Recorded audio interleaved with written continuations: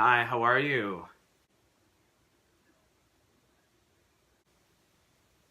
Okay, man of very few words. Go for it.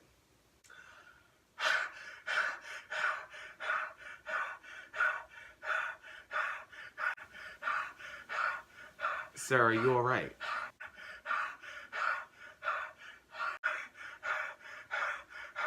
Uh-uh. Uh-uh. Get out. Get out. I love that clip so much. Guys, if you have not seen The Passion of the Christ, the musical auditions, you need to go up here. I don't know, because you got like here, you got like there, like here. I don't know. Click that button before you watch this video. I am ready to talk about this right now, anxiety and fear. I believe in one of the articles that I read, 18 to 30% of millennials suffer from anxiety or any type of mental disorder. This does include depression, eating disorders. This is something that is pretty prominent amongst the millennials, and I really want to talk about anxiety and fear right now. Fear and anxiety is definitely not from God at all. I'm pretty sure if we all are familiar, God has not given us a spirit of fear, but a power, love, and of a sound mind. So I really want to talk about this. If there's anyone that has experienced anxiety, I can definitely attest to that. There's a lot of pressure, especially depending on the people that you're around. And think about it, there's so much exposure now. They didn't have Facebook, social media, all that stuff back in the day. Like, our parents didn't have that.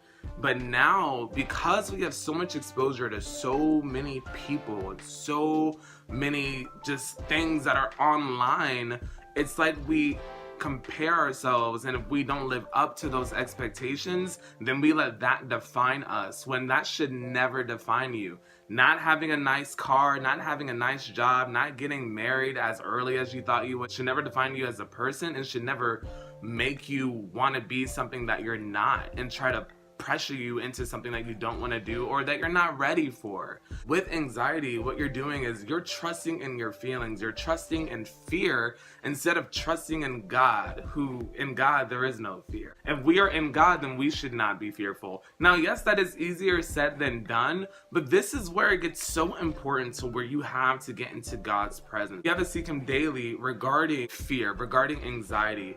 We are in our 20s, some of us in our 30s, the millennials, and we're constantly trying to figure out what we're going to do for the rest of our lives. I know I say that a lot, but it's so true. Everyone's trying to figure out, what am I going to do for the next 40 years of my life?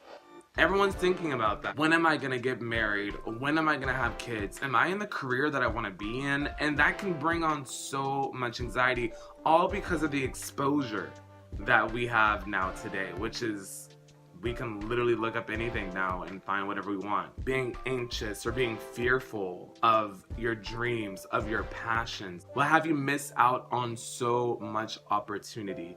Think of the dreams. What did you want to do when you were a little kid? What did you want to do? Did you want to be a singer? Did you want to be a dancer? Did you want to be an actor? What did you want to do? What did you want to do? And why are you not doing that anymore? And of course, if I know, I get it, like if you can't make money from that now, I get it. But are you doing it on the side? Are you doing anything? I know what you mean. Sometimes when it comes to anxiety and fear, we're putting so much emotion on the anxiety, but we're not putting enough emotion in our passion. And that's where it can become different. Ooh, y'all feel that? I felt that. Did you feel that? Did you feel that? I felt that. We're putting so much emotion in our anxiety instead of in our passion. Sometimes we need to learn how to oh goodness, how am I gonna say this word? Compartmentalize. The thing is, we need to make sure that we compartmentalize where our emotions are going. Let me tell you something. Feelings are fickle. Feelings come and go. And feelings is honestly just a high or maybe just a low. That is not permanent.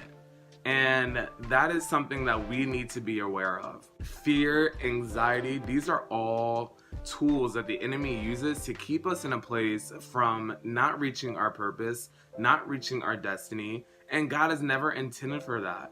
It says in God's word, perfect love casts out fear, because fear has torment. One thing that we all need to know and be encouraged is that we can do all things through Christ, which strengthens us. As it says, the righteous are as bold as a lion. When we are doing our God-given passion, when we are pursuing our dream, that God has given us, there is no better feeling, there is no better joy that comes with that.